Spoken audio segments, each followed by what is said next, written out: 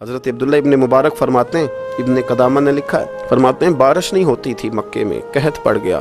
تو سب لوگ مسجد الحرام سے باہر کھلی جگہ میں نکلے دعا کرنے کے لیے، سب اپنی اپنی دعائیں کر رہے تھے تو میں تھوڑا باہر ہوا تو اچانک ایک غلام آیا، کالا سیاہ رنگ، 2 رکعتیں نماز پڑھ کے تو ہاتھ پھیلائے تو کہنے لگا اللہ مجھے پتہ ہے یہ جو کچھ بھی ہوا ہے میری نافرمانیوں کی وجہ سے ہوا ہے۔ تو ناراض ہو گیا نا، تو نے بارش روک لی،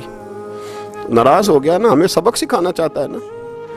یہ کسی اور کی وجہ سے نہیں، یہ صرف میری نافرمانیوں کی وجہ سے۔ اللہ رحم فرما،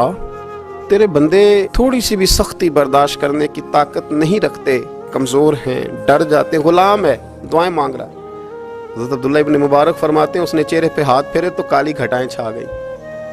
بارش ہونے لگی، میں اس کے پیچھے گیا، اس کا گھر ڈھونڈ آیا، تعقب کیا، پیچھا کیا، گھر میں نے تلاش کر لیا، اور گھر کو تلاش کر کے جب میں واپس آیا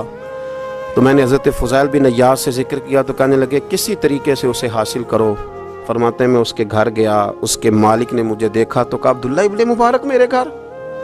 اتنے بڑے ولی، اتنے بڑے درویش، اتنے بڑے محدث۔ میں نے کہا تیرا غلام چاہیے، اس نے کئی غلام دکھائے، میں نے کہا نہیں یہ نہیں، اس نے کہا یہ بڑے بڑے اچھے ہیں، کوئی سے بھی آپ لے لے، خرید لے، میں نے کہا نہیں۔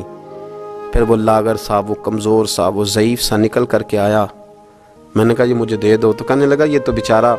بے ضرر سا آدمی ہے، کیا لے کے کریں گے؟ میں نے کہا نہیں مجھے یہی چاہیے۔ میں اس کو ساتھ لے کے چلا تو رستے میں پوچھنے لگا آقا میرے اندر تو کوئی ایسی بات نہیں تھی، مجھے کیوں خریدا؟ آپ مجھ سے کیا خدمت لیں گے؟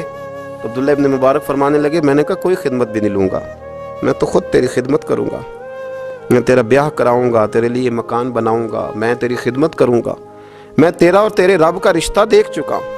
میں تیرا اپنے مالک کے ساتھ جو تعلق ہے اسے دیکھ چکا ہوں۔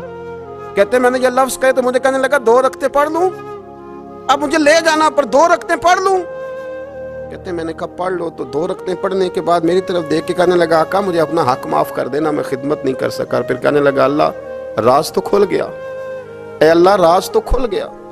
اللہ تیرا میرا معاملہ تھا، راز تو کھل گیا، راز تو کھل گیا، اللہ راز تو کھل گیا، میں سراپا مخزن راز تھا، میں رہا تھا مدت و راز میں، یہ تو تیرا شوق دید کشاں کشاں مجھے کھینچ لایا مجاز میں، اللہ راز کھل گیا۔